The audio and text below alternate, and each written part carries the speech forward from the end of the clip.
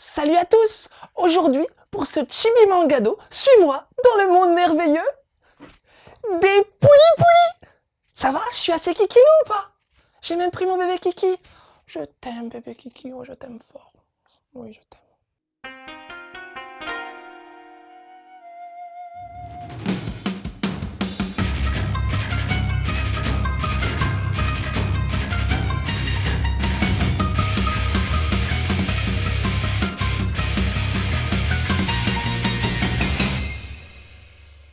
Bienvenue dans le village des Pouni. Tous les jours, c'est rigolade et découverte.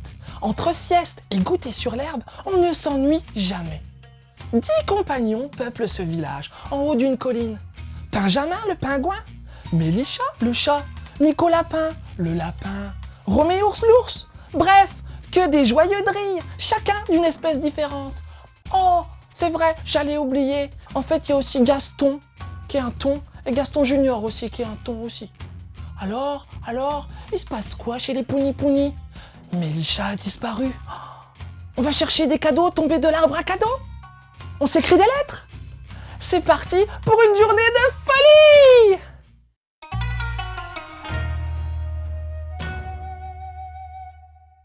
Vous l'aurez deviné, on est face à un Kodomo manga, un manga pour enfants. Donc personnages ronds et mignons, couleurs chatoyantes, sont au rendez-vous. Couleur pour la sortie française, car au Japon, Musashi-kun, de son nom original, a été publié en noir et blanc. Cependant, pour le jeune public visé, l'éditeur Nobinobi a opté pour une colorisation, un sens de lecture français, ainsi que la traduction des onomatopées. La mise en case est bien entendu simple, mais ne reste pourtant pas dans les basiques. On varie la disposition, la taille des cases, et on retrouve parfois des personnages carrément en dehors des vignettes. Le contour des cases est tracé de manière libre. On a donc, suivant les cas, des traits plus ou moins rectilignes. D'ailleurs, l'épaisseur varie en milieu de volume et passe d'un trait fin à plus épais. Le trait est léger et tout en rondeur, peu détaillé et les personnages bien caractérisés par leur nature.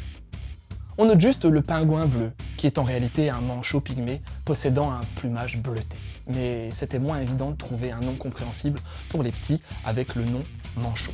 Et c'est moins connu que le pingouin alors. Puis de toute façon, il a un chapeau, alors franchement il fait ce qu'il veut. Oh, et pendant qu'on y est, les deux poissons volent dans le ciel. Ouais, ils vivent pas sous l'eau. Bah ouais, sinon on les aurait pas vus beaucoup. Sinon, pour chaque chapitre, on a droit à une petite mise en scène des persos couvrant la moitié de la page.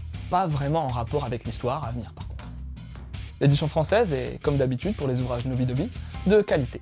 Du bon papier pour résister aux petites mains, un petit peu dégueulasses là, et une couverture avec rabat rigide.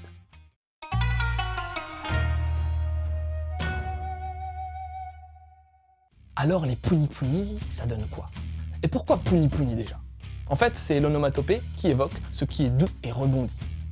Pour ceux ayant regardé Naruto en japonais, c'est ce que dit Pakun, le chien de Kakashi, quand il parle de ses petits coussinets.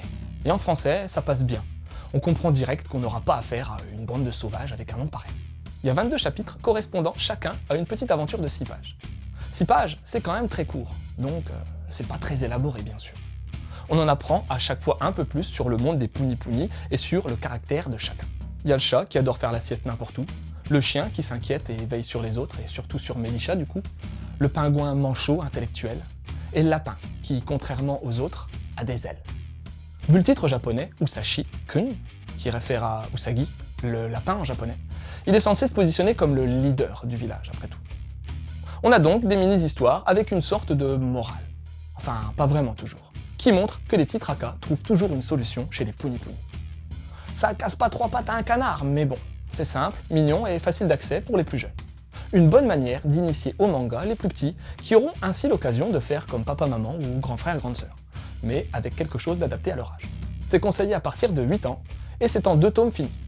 On part pas sur une série à rallonge, surtout que les petits aiment bien lire et relire les mêmes histoires, alors. Concernant l'auteur, Minamino Masahiro, on a peu d'infos sur lui, et donc je peux pas t'en dire plus.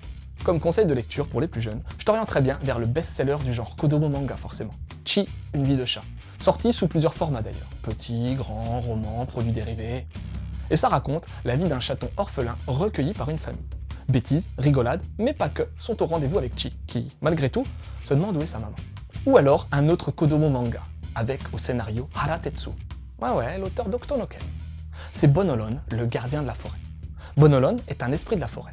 un gentil géant qui vient en aide aux êtres en détresse. Il utilise au mieux ses pouvoirs pour rendre heureux les personnages qui croisent sa route et pour leur faire prendre conscience des valeurs primordiales comme le respect de la nature et l'amitié.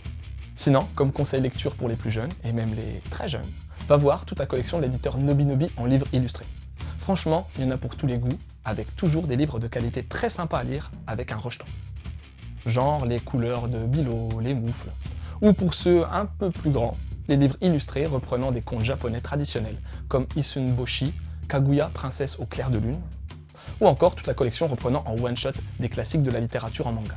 Bref, il y a de quoi donner le goût de la lecture chez Nobinobi. Voilà, c'était Loud et bébé Kiki. J'espère que cette petite chronique t'aura donné envie de lire les Pouni Pouni. Je te laisse! Et surtout, n'oublie pas de suivre la voie du manga!